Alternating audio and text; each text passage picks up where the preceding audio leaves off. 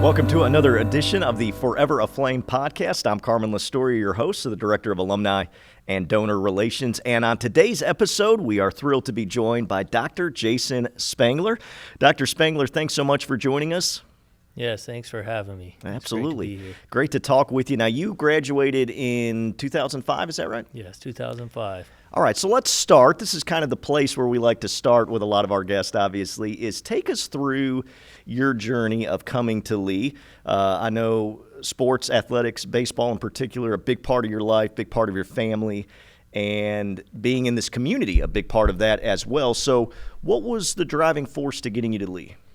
Yeah, so I grew up here in Cleveland, so knew about Lee, came to basketball camp as a kid with Coach Carpenter and all of those things, grew up with Zach and Coach Carpenter's son and playing ball, and then, starting to look at my options of going on to play college baseball, visited several schools, and, I just got to know Coach Altop, Coach Brew, and, it felt like family. Yeah. And, it's always hard when you grow up in that town. You're like, well, do you want to go away to college? Right. And so I started looking around. I knew by then I wanted to go to med school and become a physician at the end.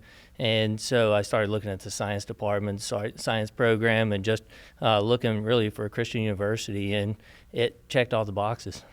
So let's start on the baseball side of things. Obviously, you mentioned Coach Altop, who is a Hall of Famer and still around our program. In fact, some of our viewers may recognize him if you're in the Encore program. He leads a lot of trips with our Encore program for our student population over 65 to take different classes. And then Coach Brew, of course, still here as leader of the baseball program, has surmassed over 800 wins in his career. So just tell me a little bit about the influence that those two men played on your life. Yeah, just great men. I mean, father figure type men that, my parents wanted me to be around, and my dad was a coach. And so I kind of grew up with the coach, kind of leading our family. And so I looked for that kind of Christian leadership in a coach, and someone that was gonna help turn me into a man someday, a good Christian man with a strong foundation. And those guys have remained very dear to me and are like father figures to me. Now, is there a certain moment that kind of stands out to you during your time as, specifically with the baseball team? And, there were a lot of firsts throughout your tenure there where the team really kind of took that next step as it was, still a very young program in a lot of sense, because baseball, while we had it for a few years in the 70s, it was gone for a while from Lee, reinstated under Coach Altop in 1997. So take us through maybe some personal favorite memories. Yeah, so kind of, talking to guys that came before me playing, and when the program first started back, and then what we grew to, my 4 years here. And by my senior year, we played in the first time Lee ever went to the College World Series in NAIA, and they went several years after that. But it was just being part of that program that really took off for Lee University and put us on the map as a baseball program. And so just a very special time with some special guys that still stay in contact with some of them. And so we're just proud to kind of be that next step for the baseball program and where it took off. Yeah, it's hard to really, put into words what that really meant for the baseball program to get to the NAIA World Series, that you guys being the first team to do that. And it was in Lewiston, Idaho, which may sound like, why would it be in Lewiston, Idaho? But that was really, they did such a great job, Lewis and Clark State, of hosting that event, which is an NAIA, still to this day, an NAIA powerhouse of a baseball program. But those were such special trips. I've talked to so many of our baseball student athletes, and those were just highlights. And you guys being the first out there, that had to be pretty cool to take that long journey. Yeah, you don't really, until you go back, look at pictures, things like that, realize even getting to play in that environment. There's like 6,000 or 7,000 people right there in that stadium, and it's just like unreal that, those are all there to watch us in that opening night. And, of course, we ended up losing that first one in a close one, and then the next day ended up getting eliminated, and the NAIA kicked us out right after that. But what a great time and great memories, and Lee being very dear to my heart, not only with athletics, but also on the academic side. Well, let's talk about the academic side, because I love how you mentioned from the very start, obviously, becoming a medical doctor was a dream of yours, something that you really wanted to pursue, and you came to Lee. And so obviously being a part of the science program, being a part of the pre-med program, you really had to think about, okay, what do I want to get out of this from an academic side? It's not just about going to play ball, and you knew the baseball program was up and coming and on the rise, but take us through some of those moments on the academic side, those professors that influenced you. Many of our viewers will probably recognize some of those names if they were in that program, but people that had significant impact on you on the academic side. Yeah, so when I went on my college visits, I wasn't only going to check out the baseball facilities, but I wanted to see the science department. I wanted to see where I was going to spend a lot of my time and even meet some of the professors. And, as I started visiting the science department and meeting some of the professors, it was still that same kind of family feel. Like I talked to students that had come before me and just said, how was it? Well, they're always there for you. You can always, the open door policy with their office, they will help you get through this. And so, I looked at several different schools, but it all came back to Lee. Now, I am jealous about the science department. I was going to, your timing I was in the was old beach building, so if any alumni out there has spent much there was time a little in the different. beach Had building, the smell of formaldehyde would, kind of roam through I there. think some of my clothes smelled like it by the time I graduated, and I couldn't get it out. But the administration at the time, they had a vision of where they wanted to go with it, and the quality professors and the programs, and honestly, being prepared for going to that next step, they really helped get me there. Absolutely, and I think that's so critical to understand is that, it was Lee's a place where you can chase down your dreams, whatever that may be. And obviously we've had, we have so many teachers, and we, of course, the foundation of raising up ministers, but business leaders, entrepreneurs, nurses, doctors, now engineers, as we have our new engineering program. So I think that's wonderful. Let's talk about after graduation. So you graduate, and now the next step is, of course, there's more schooling involved. Obviously, you're chasing down that dream of being a doctor. So what kind of happened next that got you on the path to where you're at now? So then I applied to medical school, ended up getting in at Virginia Tech is where I went and did my medical school.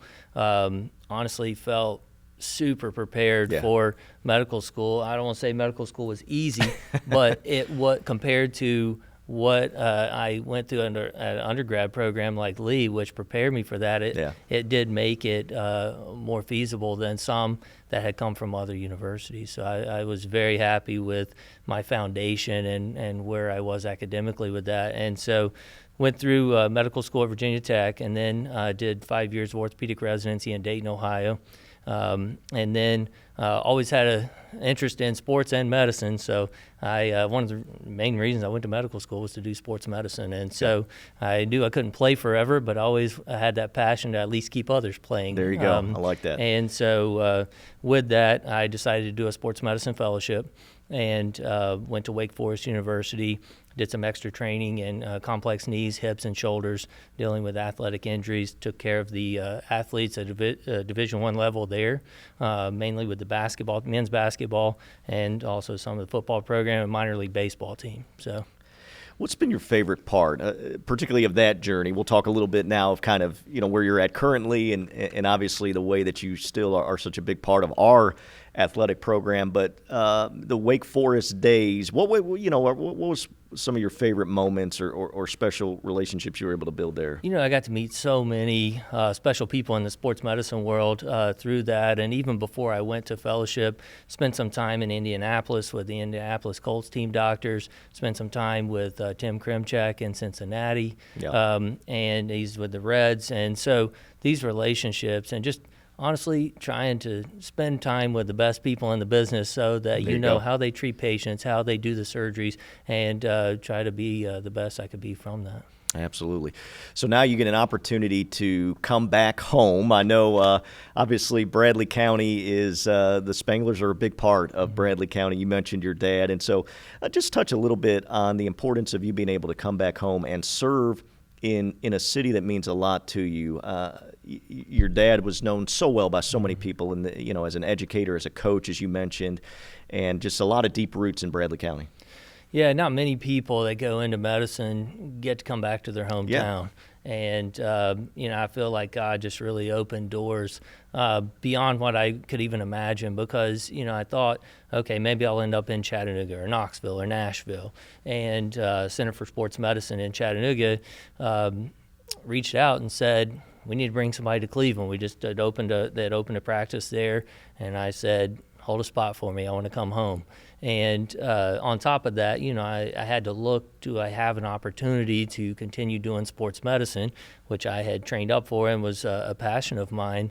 And not only do you not get to go back to your hometown often, you usually don't get to go back to where you went to college, right. Especially as an athlete, and take care of athletes in that university. So, this place is just so special to me, and to have that opportunity to still partner and to still be a part of this university, working with Dr. Knight. I mean, Dr. Knight was, he started over at Lee when I was playing ball. Right. And so we had grown close then, and now being able to come back and partner with him and work and help take care of the athletes has just been an unbelievable journey. Absolutely, absolutely.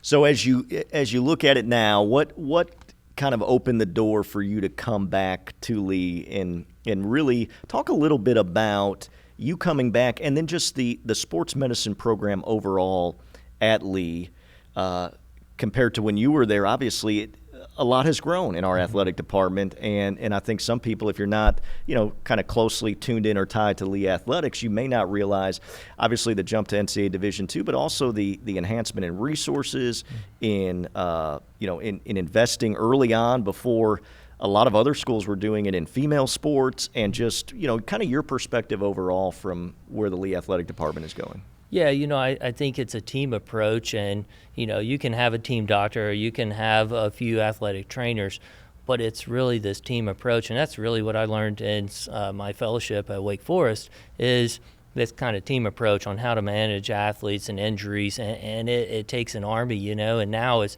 things are advancing, now it's like nutrition. I mean, it's everything on top of it that comes together to make this happen. And so the quality staff here with the athletic trainers, I mean, they pour their heart and lives into it, and to be able to work with them and see that, I'm a small part of that because they're with the athletes every day, 24/7. They're on speed dial with them, Sure. and so I think that opportunity just to get to be a small part of it, especially at a place like Lee University, is unreal.